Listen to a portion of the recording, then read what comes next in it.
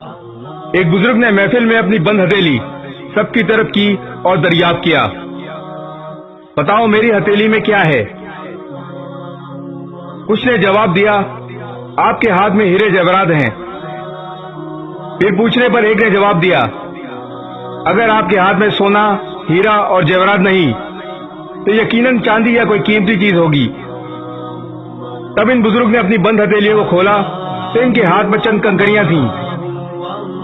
یہ دیکھ کر سب حیران رہ گئے۔